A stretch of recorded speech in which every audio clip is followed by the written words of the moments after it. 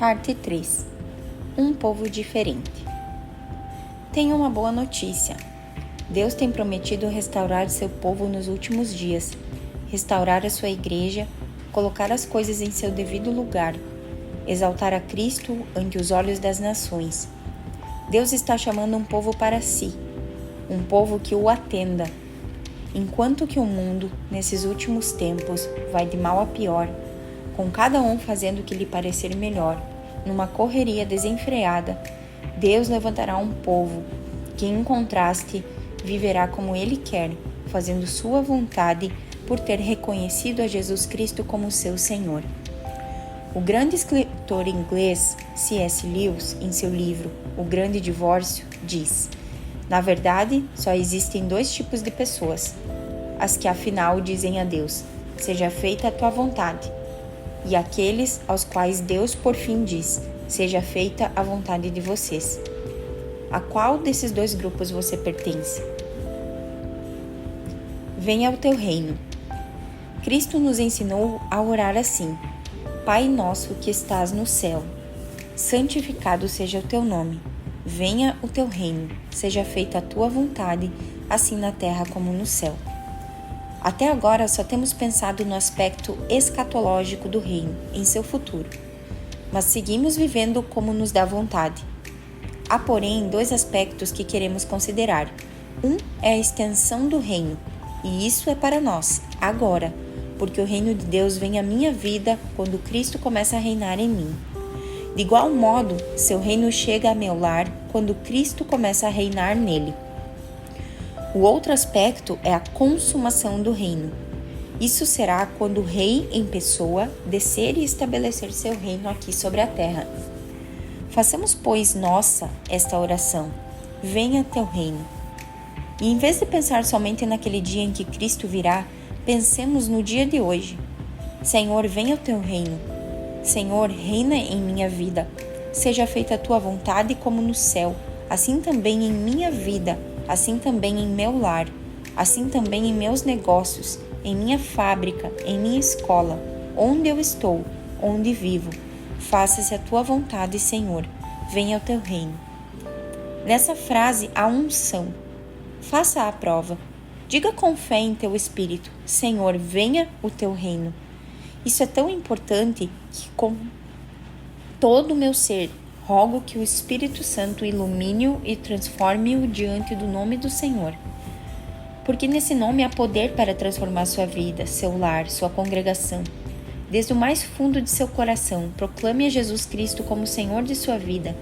Tudo que você é, tudo que tem, traga aos pés de Jesus. Chame a você mesmo escravo de Jesus Cristo.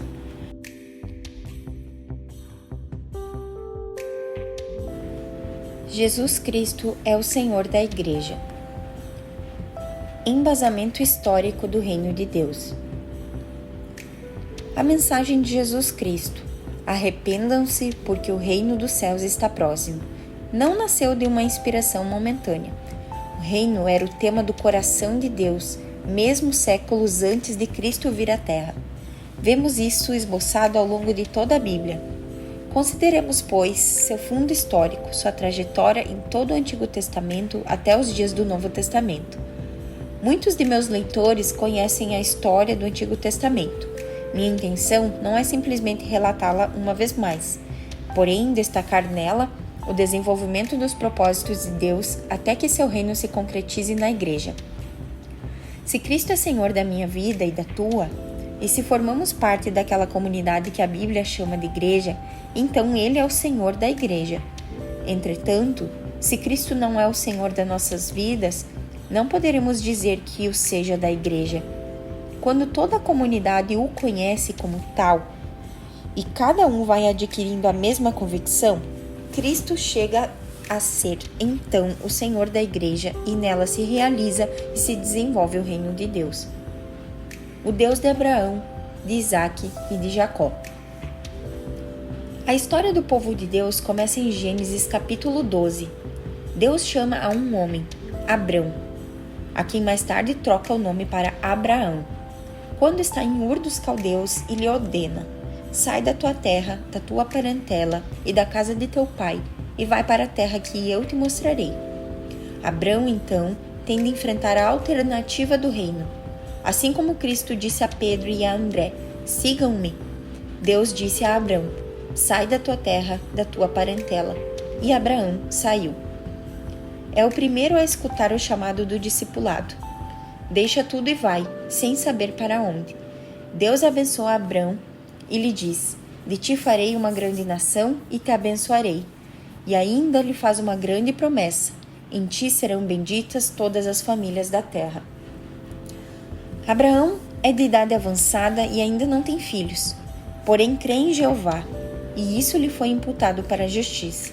Depois de quase 25 anos, Deus confirma sua promessa dando-lhe um filho, Isaque. Logo vem a prova. Deus pede a Abraão seu filho, e ele demonstra a sua fidelidade. Então Deus jura por si mesmo, dizendo, deveras te abençoarei e certamente multiplicarei a tua descendência como as estrelas do mar e como a areia da praia do mar. Nelas serão benditas todas as nações da terra, porquanto obedecesse a minha voz. É a primeira vez que Deus jura quanto à descendência de um homem. No juramento está prevista a sua imutabilidade. Nesse caso, o dito juramento é duplo. Primeiro, multiplicarei a tua descendência. Segundo, em tua semente serão benditas todas as nações da terra. Deus jura formar um povo para si, da descendência de Abraão. Assim, Isaque tem 2 filhos, Esaú e Jacó. Isaque recebe a bênção dada por Deus a seu pai e a transmite a seu filho Jacó. Deus muda o nome de Jacó para Israel, nome que posteriormente recebe também o povo de Deus. Jacó tem 12 filhos que se convertem nas cabeças das 12 tribos de Israel. Muitas vezes aparece na Bíblia a expressão, o Deus de Abraão, de Isaque e de Jacó. Por quê? Porque dali extrai a história do povo de Deus, o povo que Deus está formando para si. Enquanto Jacó vive com seus filhos em Canaã, chegam dias de fome na terra e eles descem ao Egito em busca de alimentos. Acabam se estabelecendo ali. Passam-se quase 400 anos. Ao final desse tempo, começa-se a ver o cumprimento da promessa, de ti farei uma grande nação. Cerca de 70 pessoas haviam ido ao Egito, e depois dos 400 anos, Israel tinha se convertido numa grande nação com 2 milhões de pessoas. Essa enorme massa de pessoas vivia, porém, em condições sofríveis, já que era subjugada, oprimida e tinha de servir ao faraó dentro dos limites de outra nação. Nessas circunstâncias, Deus decide intervir, já que não pôde tolerar que seu povo o siga por mais tempo servindo a outro senhor. Moisés e Josué.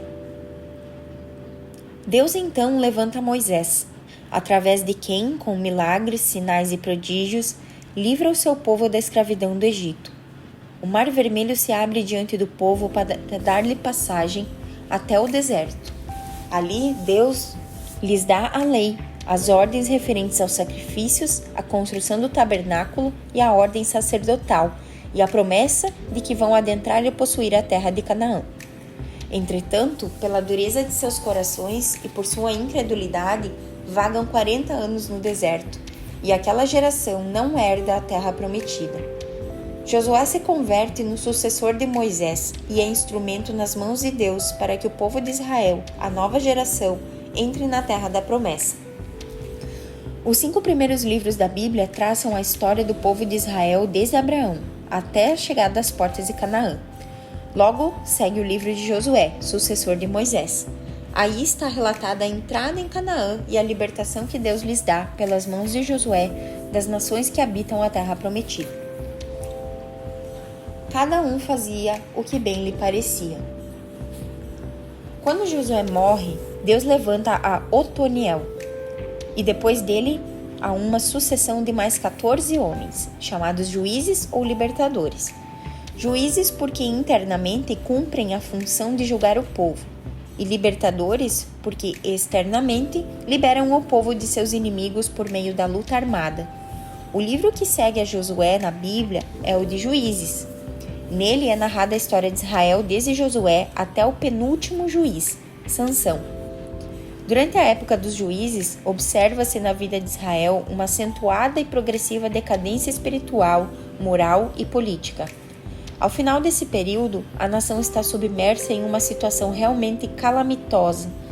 Sansão, o penúltimo juiz, está morto.